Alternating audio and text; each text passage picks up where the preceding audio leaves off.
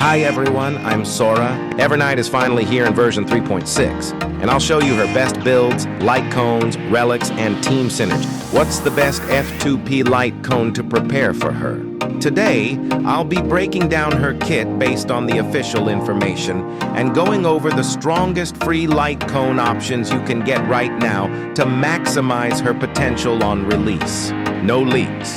Just official details, smart prep, and budget-friendly choices. If you are enjoying the content, please consider subscribing as it does help this channel grow and motivates me to make more content for you guys. So, let's get started. So, Evernight, she's a 5-star ice unit following the path of remembrance. As such, she has her Memo Sprite Eevee. She's your standard HP scaling damage dealer with solid utility for her teammates. I won't call her a sub-DPS because her damage in optimal situation can rival the main DPS of the team. One cool thing about her is that just like Castaris, none of her abilities consume any skill points, making her team overall very SP-friendly. Looking at her base stats, she has really high HP, good enough attack and defense, 99 speed, and a 240 energy cost ultimate, which is on the higher end. For her trace level up priority, I would say everything beside Evernight's basic attack should be maxed out as every ability has some kind of damage buff. But for a simple roadmap, I would recommend leveling up Memo Sprite skill, Evernight's ultimate, and talent first as they seem to have the highest damage buffs. Then go for the Memo Sprite talent and Evernight's skill. And lastly, her basic attack, which you can simply leave at level 1 if you want. Moving on to her passives. Her first passive increases her crit rate by 35%, making her easier to build. Also, when using any ability on either Evernight or Eevee, it will consume 5% of their HP, and they'll increase crit damage of both by 15% for 2 turns. The HP consumption is great for generating more Memoria. Also, after using Eevee skill 2, it regenerates 1 skill point for the team. Now, Evernight is very SP-friendly, as she doesn't consume any skill point to begin with, but she also doesn't generate any SP for the team, so this kind of helps with that. Her second passive gives her 70 energy and 1 Memoria at the start of the battle. And when she or any ally Memo Sprite uses any ability, it regenerates 5 energy for Evernight and gives her 1 Memoria. Now, in a typical MOC run, all characters start with 50% energy. So, for Evernight, it's 120. With this, she's already at 190 energy at the start of the battle. This, combined with the extra energy from other Memo Sprites, allows her a first-turn ultimate. Lastly, her third passive gives crit damage to all the Memo Sprites based on the number of remembrance units in the team. The duration is based on Evernight's skill as long as that stays active. This crit damage boost will stay active as well, which is basically all the time. Now, the condition of having remembrance unit and other Memo Sprites generating energy for Evernight basically means she wants to be slotted into Castaris' team, where most of the units are of the remembrance path. I'll talk more about this in the team section. As for her bonus stats, after maxing out her traces, Evernight gains 18.7% crit rate, 18% HP, and 13.3% crit damage. Is it just me or all remembrance units are getting way too many stats in their bonuses? Anyway, after all that, how do we play Evernight? Well, she's a very intuitive to play by that. I mean, she has a very clear play style that she wants to be played in. You basically start with her skill into ultimate as she gets so much energy at the start. Eevee will also be summoned right at the beginning, and it will immediately take a turn because of her extra passive. But since at the start you won't have 16 Memoria points, Eevee will use her skill 1. Then, you generate as much Memoria as possible before their next turn, in which they will use their skill 2 and disappear. This is for the first skill 2 from Eevee. After that, it's basically use Evernight's skill and summon Eevee. Then, it will immediately take a turn and use their skill 2 and again disappear. This is because of all the attacks from the enemy reducing HP of Evernight or any other Memo Sprite using their ability, and of course the Darkness Riddle state. You will easily have more than 16 Memoria points before every Evernight's turn. So it's basically going to be Evernight taking turn, using her skill, summoning Eevee, then Eevee using their skill too and disappear. And that's the streamlined playstyle that Evernight wants to be played in. Now, let's talk about her builds. Starting off with her Light Cone, and well, here we go again with the Remembrance path and their lack of alternatives. Now, her signature is of course her best in slot. It has really high base HP, great for an HP scaler like Evernight. The Light Cone first gives HP percent to the user, and then it gives 20% defenses ignore to all the Memo Sprite in the team. This is just too good for the type of team Evernight wants to be played in. After that, it also gives damage boost, and lastly, when the user's Memo Sprite dies, it generates some energy for them. This can allow her to have a 3-turn ultimate rotation in a normal team, and with Sunday, it may even come close to 2-turn ultimates. Overall, this is the perfect all-rounder option for Evernight. For the alternatives, there are 1 5-star Light Cone, which are close to her signature, and 4 4-star Light Cones. First, we have Castoris's Light Cone. With its high base HP and DPS ignore, it's a great option for her personal damage.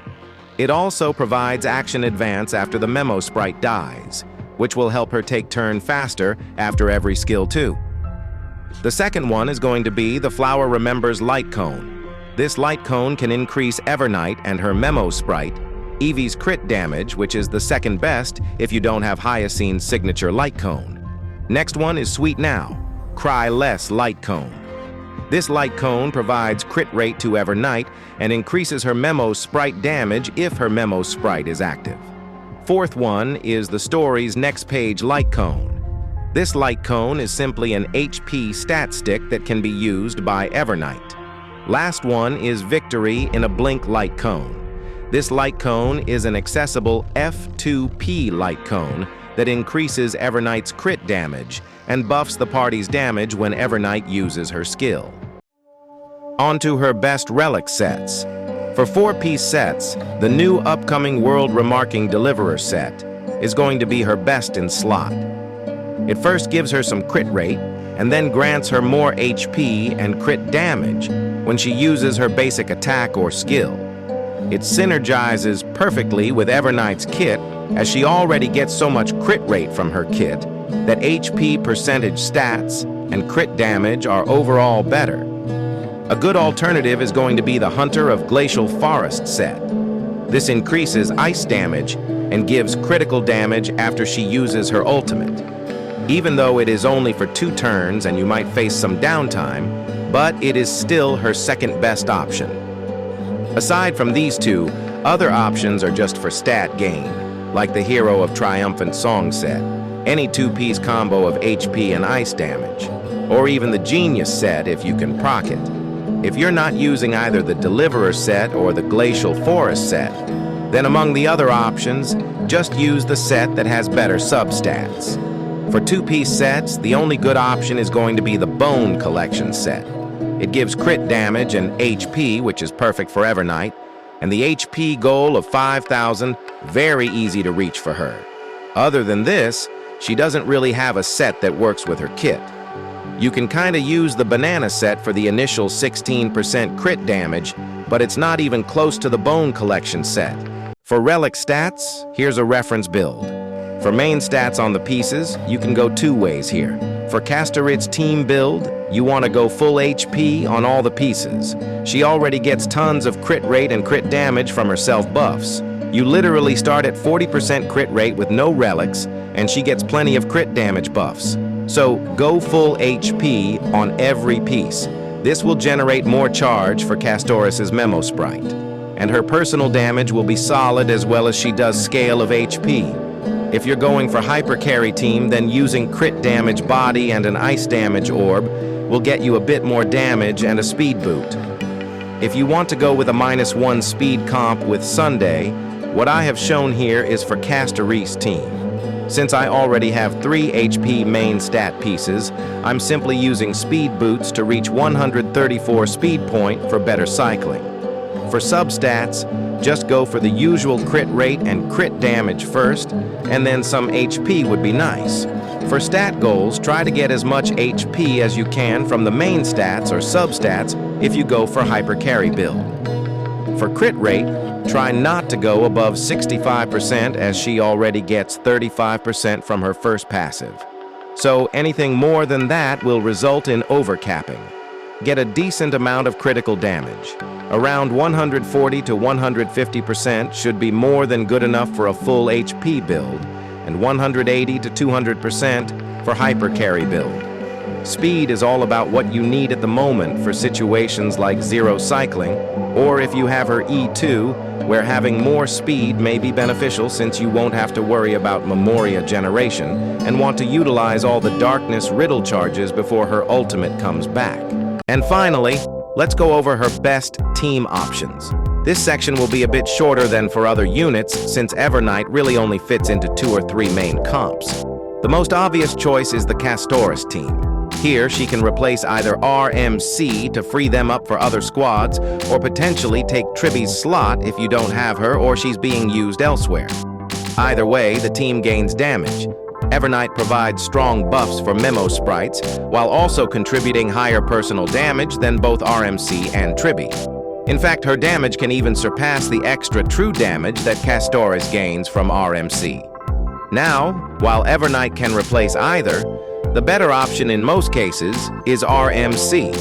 That's because RMC's true damage and action advance mainly benefit one character, whereas Tribby brings far more team-wide utility, which is especially valuable here since everyone is contributing to damage, not to mention Tribby's dance, action advance.